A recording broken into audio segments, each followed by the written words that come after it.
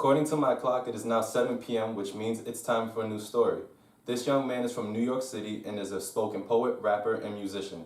Amir Idris, aka RQTEK, which sounds like the profession architect, but spelled differently, speaks on his experiences he sees on the streets every day. His story is very similar to many, and hopefully by the end of this video, he will have some new fans listening to his music and artistry. Amir, it's time to tell everyone your story behind your music and why your name is RQTEK. What up, y'all? My name is RQTEK. That's spelled R-Q-T-E-K. It's not spelled like architect. It's RQTEK. I kind of have some similarities with an actual architect. I'm a spoken word poet / MC. I spell it RQTEK because it's actually an acronym. It stands for Righteous Quest That Enters Kingdom. Because I feel like we are all on some sort of a quest that should one day enter some form of greatness. I would say I started taking it serious at like 17, 18. I was always into rapping and writing, but like when I started, I was that kid where I was like, yeah, son, I got guns in my pocket. I shoot you in your face and I kill your mama. I never did none of that stuff. I didn't grow up in that environment, but I had friends who did. And what I was seeing being portrayed in hip hop was you had to come up with that kind of image at that time. So, you know, I tried to put up a facade. I went by the name of Decap. It still fit decapitate. I never decapitated anybody, I swear. But you kind of grow from there, and as I got older, I started to change my life around. One of my homies invited me to the church I actually go to now. If I'm changing my life, I also got to change my music. I can't be like, yo, thank you, Lord, and then I'm talking about shooting bodies in the next song. I can't do that. There was one time that really stuck out to me, which really was kind of like that pivotal moment that really shifted my music and artistry in a certain direction. I was going to a Crown Fried Chicken one night. I was like 16. I'm going there, it's like 2:30 in the morning, right? And as I'm going, I see this little kid, 8, 9 years old maybe. And I'm looking, I'm like, yo, what the hell? When I was 8 or 9 years old, if I wasn't home before street lights was coming on, my mom was to put hands on me. She ain't play that. So to see that already like took my eye. And this little kid was kind of like just posted up on his wall. He had his leg up. This kid is 8 or 9 years old selling drugs. And then I realized not only was he selling drugs, but when he leaned over, he had a flag out his pocket. So he was also gangbanging. And so it was like that moment right there. And I didn't say nothing because I was still fairly young. I was about 16, 15, 16. But it always stuck out to me. And the reason why that's like a pivotal moment in my music and artistry is because like stuff like that happens all the time that you see. You know, and not only in New York, but all over the states, all over the country, all over the world, stuff like this happens where a kid gets brought up into this adult lifestyle and he starts to lose his childhood innocence. And so that was almost like the driving point that like, yo, I know I just do music and poetry, man, but I gotta talk about this. I gotta bring some awareness to this. So fast forward maybe a few years, I dropped like my first EP. It's called An Adolescent Story. I wanna use your story to tell other kids who might be going down the same path you are, to inspire them. Let them know that, look, if you wanna play ball, be the best that you can do. If you wanna rap, you rap, be the best that you can do. If you wanna be a doctor, you go be a doctor, be the best. Cliff Huxtable, tongue twister, you can be. I just feel like the reason why I do it though, like even if I never get signed, even if no one ever buys my album or something like that, if I could with my music and poetry just either help or inspire or just change one person's life within that, and I feel like I've done my job as an artist. The newest single that I have, which is gonna be on the record, is it's called Real Niggas. And I know what y'all thinking, like, wait, you talking about all this positivity, real niggas? Nah, don't let the title fool you. I purposely named it that because I feel it's such a raw record in a sense of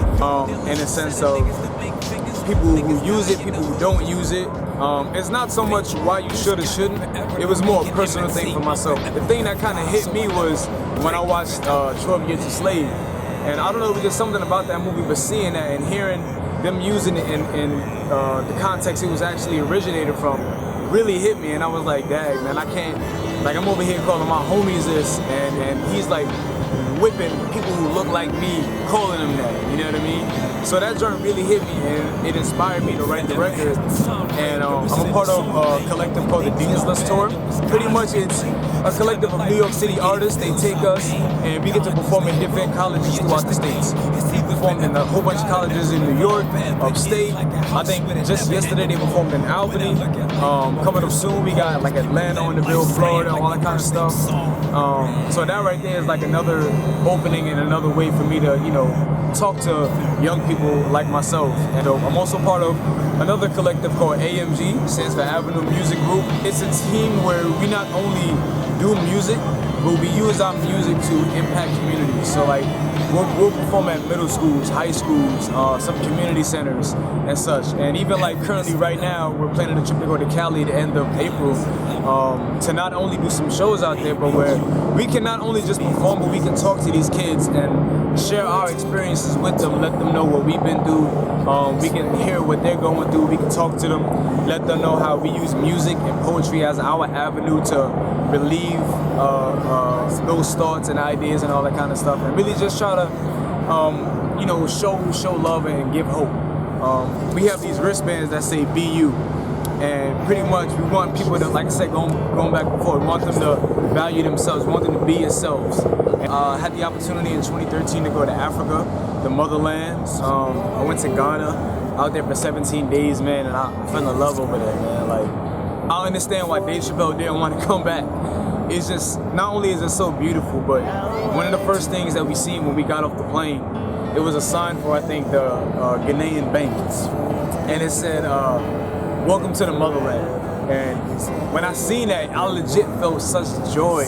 Like, yo, I had the opportunity to perform there, and we did a lot of outreach out there. We performed at some rehab centers, performed at some other events, some youth events and all that, which was amazing.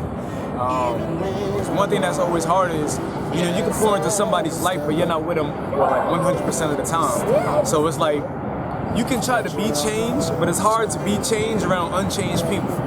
I know that can sound like a tongue twister, but even if you think about it like physically, like with gravity, like if somebody's laying on the floor and he has my hand and then I have his, it's easy for him to pull me down than it is for me to pull him up because of gravity, right? So it's the same sense. Sometimes if you're not deep rooted in the change that you want to be, and you're going back to your old lifestyle, hanging with your boys on the block and all that kind of stuff, if you're not really rooted in some kind of truth or positivity, somebody can easily pull you back in that lifestyle. So all of that is like the driver point for my music and poetry. I always want to inspire people. KRS-One one time said, an MC's job is to enlighten your mind.